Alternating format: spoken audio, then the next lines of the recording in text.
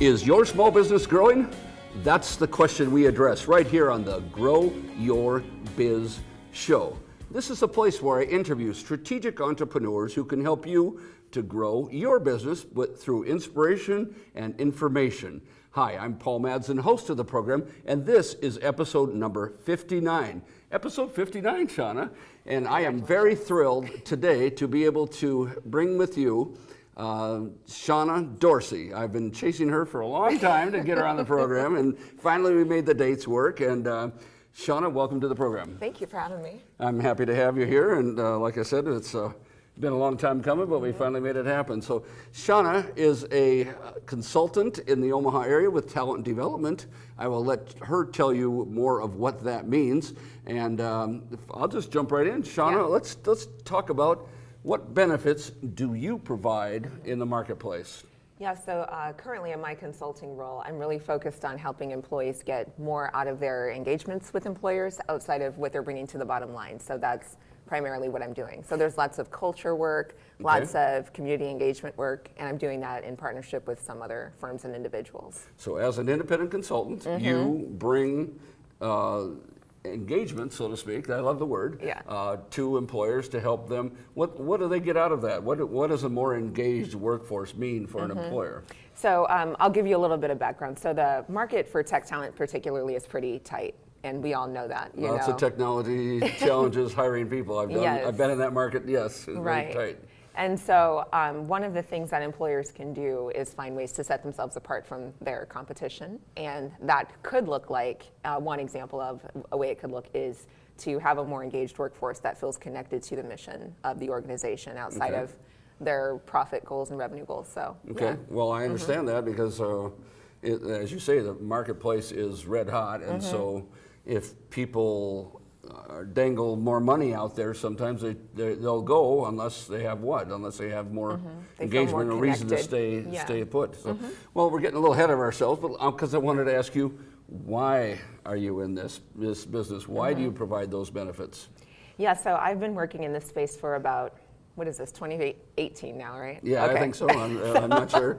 I can't remember. Yeah, so officially in this space for a little over 4 years. Okay. So 4 years ago and some change, I started Interface Web School with a few partners. Right. And at that time, I didn't know anybody in the tech space. In the startup world, I had no clue. Like, just 4 years ago? Yeah, and you're so plugged in now. In 4 years you did all this. Well, it was a lot of work. Yeah, a lot of hustle, all right. A lot of hustle, but a lot of it was just connecting with the right people and finding out what the resources were in the community to connect my students at the time with employment opportunities, and to connect our school with nonprofits who needed some web development work. So we did a lot of that over the 3 years. Okay. But through developing all of those connections and understanding what some of the opportunities were, that helped me realize that community engagement is just such an important thing. It's a passion of mine and something I care deeply about because it really has, changed the way that our students experienced Interface, for example, because they felt really connected to the community through some of the nonprofits we worked with. Okay, well, let me go deeper. What is your driver for that? I mean, I understand the vehicles you used, but why does Shonna do those things? What's behind all that? What are your motives? Right. That's a great question. That's why I ask it. I know it doesn't make a lot of sense to people because they're like, why do you care so much about this? And I know that's not what you're saying, but I do get that question a bit. Not with that tone, no. Yeah, that's true. Not with that Why tone. do you care? But it's just so cool to me to help people see that they all can play a part in making our community better for everybody else. Okay. And that you don't have to show up with $1 million to move the needle. You, as an individual, can make a big difference in this community just by finding things that you truly care about. And so that's kind of the driver for me because I found several of those organizations. For example, Girls Rock is one that I care a lot about. I love what they're doing. And it's a really small organization, but it's changing the lives of hundreds of girls and their families. That's pretty cool. Be sure to remind me to talk about that a little later. Sure. Here. So all this deep commitment to the community and to helping people engage, does some of that come out of a personal history or personal background where you had mentors along the way? Not necessarily mentors, but what I've noticed in my career and personal life is that the more I felt connected to the community, like through these nonprofits and individuals, the more connected I felt to Omaha. Okay. And I'm someone who's thought of leaving many, many times, as many of us have. Especially with the weather we have currently. Yes, yes. And I left for a couple of years in my early 20s, but came back, and honestly, like, the connections have made it so that I want to stay. Well, yeah, you're deeply rooted. Yeah, yes. Deeply rooted. So you're inspired, your why is just you care about the community. Yeah. You came back, and I can certainly appreciate that. So, well, Shonna, as a talent development consultant, I mean, you throw a rock and hit a consultant out there. Everybody's a consultant, right? I'm a consultant too. Right. What separates you from the rest of the herd? What differentiates Shonna from other consultants and other people trying to do similar things to you? Sure. And I know this is going to sound like a repeat of the answers I've given. Okay. But it truly we're just fine-tuning is. Here, Yeah. It truly is my connections and commitments to the community. That makes a big difference. And that I'm really, I try to build intentional or close relationships with a lot of the executive directors of nonprofits that I work with, and like really understand what they're working on and what they care about, so that when I come across opportunities to connect them with another nonprofit that's working on a similar program or has a similar initiative underway, that we can say, how can we get more done together and faster versus creating another thing that sounds very similar to something else that somebody's already working on. Well, I love your perspective on that because it's a big picture. I mean, if someone says, I want to do this, or we should do that, or why isn't there this? You're connected enough. Is connectedness one of your Gallup strengths? No, it's not. Unbelievable. Well, it's in there somewhere, but not one my of the top most 5. connected people I've seen out there. How many Facebook friends and how many LinkedIn friends do you have? Right. I don't really even count those anymore because there's too many. There's too many, and there's like a lot of these fake accounts out there anymore. Oh, so, okay. You know. I never thought of that. Yeah, that's true. So numbers are deceiving that way. But Shonna in the real world is very connected, and I think that's a great answer, because when I think of who's the most connected person in Omaha, I think of you probably because, and so if that totally differentiates you. She told me that when she was in a career transition situation, people contacted you. Is that how it worked? Somewhat? Yeah. They reached out to you and said, hey, now that you're a free agent, can you help us? Yes. Awesome.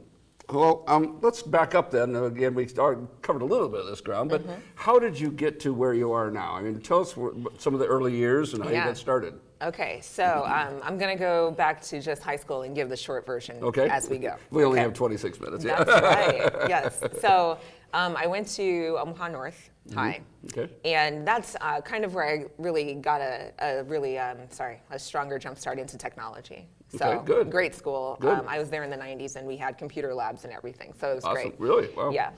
And then at UNO, I started to get a little bit more involved, but not really. I have never been a great student. That just never was my thing. But I love, networking and people and other things. Yeah. Yeah, right. and all that good stuff. So studied management information systems at UNO in undergrad and grad school. Okay. So the big pivot point for me was in grad school. My final course was a capstone course where we had to work on a real project for project for a real company in town. Right. So our group worked on a project for Project Harmony, which helps kids who are victims of assault or some sort of abuse. Okay. Really terrible things. But sure. What our group did was we built.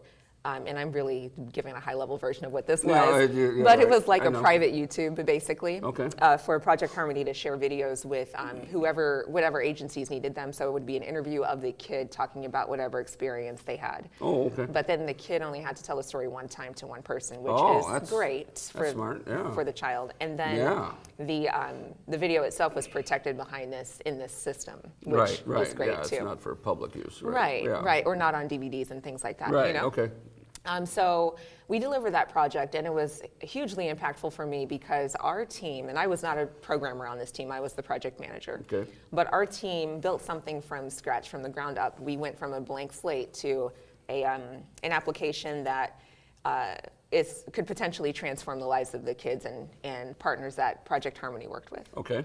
And so that was like a point in time where I said, now I got to figure out how to make this sort of high impact experience a part of my normal life, my normal work life. Okay. And so that's pretty much what I've been Interesting. working on for the last, I guess, 8 years. That was 2010. Yeah. So Yeah. just getting to a point where I feel like that community engagement piece is always there, and that I'm empowering people and making things better as much as I can all the time. Sure. I am not perfect at this. No, it kind of goes back to your But why also. I mean, yeah. that is kind of your why. You had a project which was impactful on some lives that were damaged, and you made a difference. And I like say your question or your thought again. How can I make this my life's work or something like that? Is that what you said? Yeah, pretty much. Like, how can I get paid to make lives better, basically? Yeah, You know, and so, but through technology, because that's really the foundation of it all. So what happened after grad school or after college? What was next? Yeah, after grad school, I went on to, goodness, I've now got to think back. Your resume. Yeah, right. So, no, after grad school, I was working at Gavilon at the time, Gavilon, the trading company. And so I was working on their help desk. I was like probably the oldest intern they've had, or at that time anyway, I was like 28. Okay.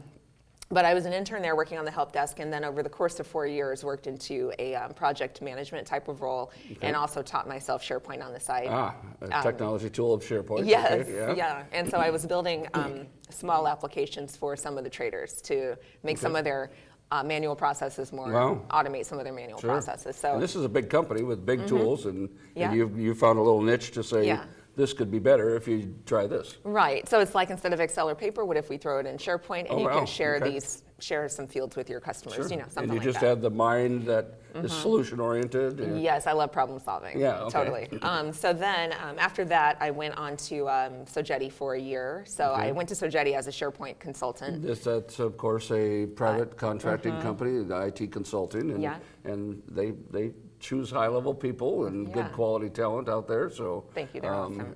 That's a compliment to you that you landed at that company. Yes. And what did you do for them? For a year, I did some SharePoint consulting, some project management, and a few other projects while I was there. And I would, just as a side note, I would highly recommend that any person like graduating from college, especially in IT, consider going into consulting, because it's a great way to have one employer. So in my case, it was Sogeti. But to work on many different projects with many different companies. Yeah, that's nice. You get to see, instead of go to work for one company for, who knows, 20 years or 10 years or even 5 years, you get to see one company's problems over and over. Whereas that's great advice, I think, is that you get to go to, as a consultant, you're going out to several different clients and companies, and therefore you're getting some experience with that and seeing a chance to solve. It's not failing, but they're in the entrepreneurial world, they often say something like fail faster. Yes. And so you're not failing, but you're getting faster experience with a variety of employers, right? Yeah, absolutely. And it does give you a chance to grow professionally for sure, because you do get those experiences that may not have gone perfectly well, but you can take them back and apply those learnings to your next gig. It's really great that way. Sure, you get to put out more fires. Yeah. Experienced fire person, fireman. Absolutely. So yeah, I did that for a year and then started interface school with my partners. This is what I really want to drill down on, because that's fascinating. You had been a consultant in a larger global IT consulting company, and you wanted to launch your own thing. I mean, what was the motivation behind this? I really didn't. I didn't want to launch my own thing.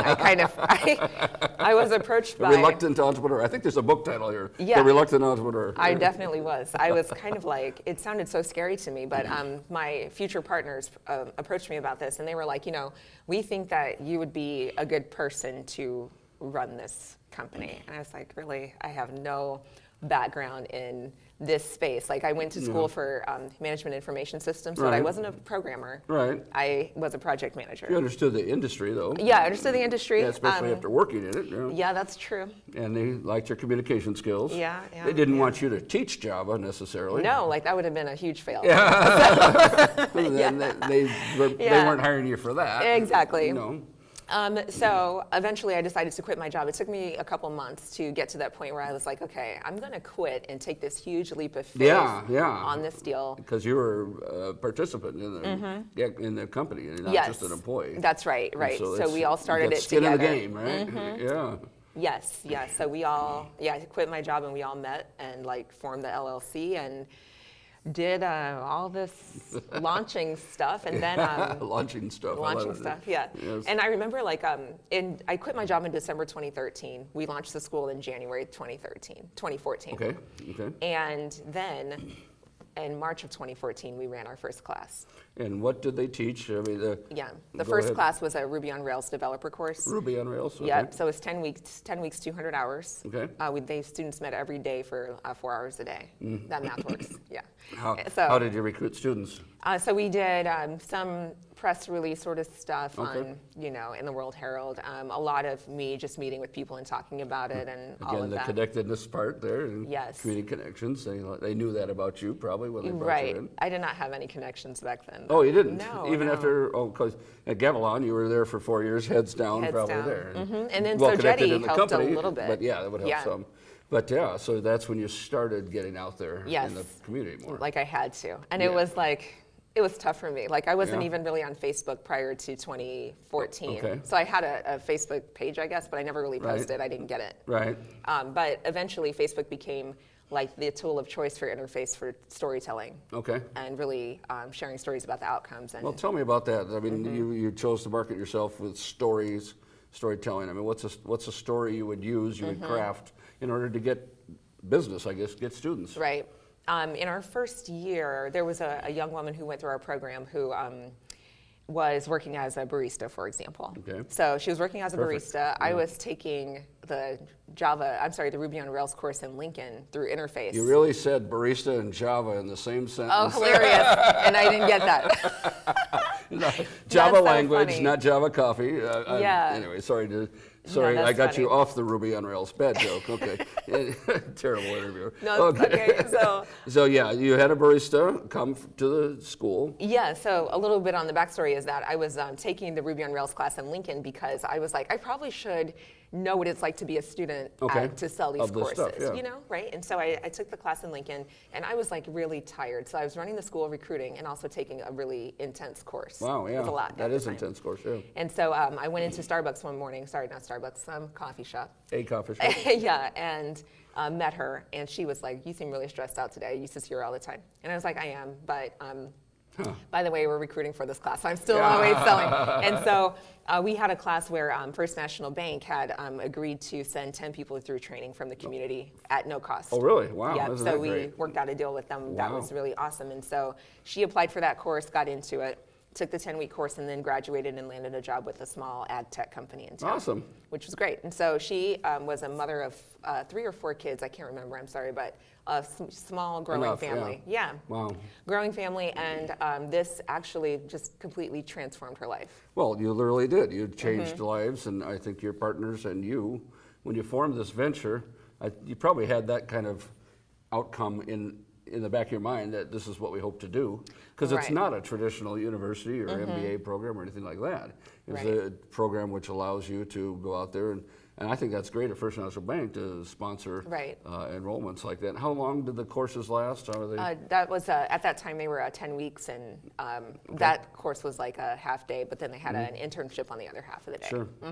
Tell me about the iteration of the school as it went along. I mean, what you started with a Ruby on Rails. Did you add any other course content in there? What else did they grow with? Yeah, so we started with Ruby on Rails, and then due to the market's demands, we switched to .NET and then Java. Okay. Yeah. And then just started adding workshops and shorter courses, and then also completely changing the model to where we had a foundations course, it meets 2 nights a week now instead of 4 half days. Okay. Because what we found was that the working professional is really stretched thin already. Oh, yeah. And the folks we're trying to reach in many cases have families. Sure. And so for them to go to class 4 nights a week is really exhausting, and it's too much. Yeah, yeah. And so we were like, what about 2 nights? And just make sure that we bring in people with the right aptitude for one. And you didn't know all these answers when you started. We didn't, but yeah. And that's my advice point, I guess, is that when you start a business, you don't always know what's going to come next, and so you often iterate as you go along. And I mean, We had Tim Valla from Valla's Pumpkin Patch on last week, and talk about iteration. Yeah. I mean, everybody says, "Oh, Valla's Pumpkin Patch, huge operation, great thing, 30 years, blah blah blah." You know, they started as a strawberry patch, Yeah. and people were bending over picking strawberries, and they said, "Well, it hurts my back," Yeah. and so eventually they listened to their customers. And changed to pumpkins, and the rest is history, as they say. In your situation, you listen to your customers, they're stressed, they're full, even though it's a great idea to get this high-tech training, not everybody also always has that energy. That's right. And so you changed. Tell me about the growth of the interface school and what happened next. So in that first year, we trained, I want to say, 29 people. Wow. And I thought that was amazing. I'm like, I can't believe 29 people signed up. That's awesome. It was awesome. Yeah. And then by the end of the following year, I think we hit like 50, Holy cow. 70, something like that. But by the end of the third year before we sold it, we were around 300 graduates. Wow. And that was really powerful. And a lot of it had to do with just being really creative about the different funding options for tuition. So we had, there was a grant through Department of Labor that we were using. Okay. We had great partnerships with companies like Flywheel and First Data. First National Bank also did one more class with us, which was awesome. So That's awesome. we were just like, how can we have a diverse set of training for sure, Right. and then also like funding options for people. That was huge. Sure. So Wow. yeah. Well, and then I'm running out of time, so I'm Yeah, going to sorry. jump quicker. No, it's my fault. The next step of that, it went over to. Went over to the AIM Institute. Right. So yeah, AIM acquired it in 2017, and then I worked with AIM for the first year and a half and resigned this Independence Day. And here you are now. And here I am, still Shonna doing the Dorsey, same talent thing. development, Yeah. engagement, and culture building, and all that Right. great stuff. Well, along the way, I guess all of us have rocks. Oh, yeah. We bump into the rocks, our head against the wall, and so on. I mean, tell us some of the bumps you've had along the way, and what you've learned from them. And the third part of the question: what can people who are starting their own businesses? What can people who are launching or thinking about launching? What have you learned along the way that can help them with getting where they want to be? Yeah, I would say my biggest lesson in all of this has been just being okay with failing, number one. That's like huge, because then it makes it so that I can try things and not be too concerned about how they'll work out. Now, the thing is that I know that I have a high risk tolerance, so I'll say for the risk averse, that it's nice to try pilots that won't get you into too much trouble, you know? So well, and start small. Your really key is to test, right? Yeah, absolutely. You have to experiment. Yeah. And like for us, when we saw that, for example, Ruby on Rails enrollments weren't going so well over time, we were like, okay, so let's pivot. So maybe this isn't right for this market, and we can keep it as an option, but let's add more relevant technologies to our offerings. You know, so just being open to trying new things is critical. Also, take care of yourself. Like burnout is such a real thing, and ideally, as a business owner, you're very busy. But there's also a point where you're too busy to take on more work, but you cannot support bringing on more people just yet. So I remember hitting that point several times. Interesting, yeah. Where I just wasn't ready. And that's real important for the situation you have now. You're independent.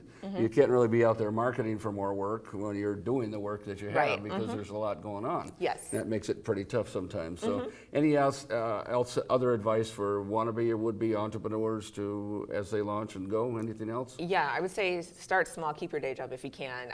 Start small, keep your day job, and then keep learning and building. Stay connected to this community, especially there's lots of, not especially, there are lots of people in the same boat as you who want to help and support you. And also, when you see somebody who's doing something similar to you, they are competition, yes, but also you can find ways to collaborate that make both of your situations better. So, don't be afraid of competition. Well, and Shonna is the queen collaborator in Omaha, and so that is great advice right there. And you know, I like that. You're not a competitor. You're a collaborator, and together the rising tide lifts all boats, right? That's right, and they say like collaboration's the new competition. So. Oh, I like that. Say that again. Collaboration is the new competition. Awesome, awesome. 20 seconds on Omaha Girls Who Rock. Okay, Omaha Girls Rock. It's amazing organization. 20 seconds. I'm sorry. I'm like, how can I do this in 20? But no, amazing. They're really building our community's future leaders through music education and collaboration and leadership skills development. It's amazing. How do people find out more about that? OmahaGirlsRock.org. .org. And how do people connect with Shonna Dorsey? I think Facebook or LinkedIn are the best Okay. options, so just find me on LinkedIn or Facebook. Okay, great. Well, it's been my pleasure to host Shonna Dorsey, the Queen of Connectedness, Omaha, Nebraska, and the woman with a mission who is living out her daily mission on a regular basis. That's inspirational for all of us. I invite you to visit me at growmedia.com. Growmedia.com will show you the coaching and the seminars that I have coming up. Please check that out. And Shonna, thank you so much for being here. Thank you. Great to have you. And we'll see you all next time on the Grow Your Biz Show.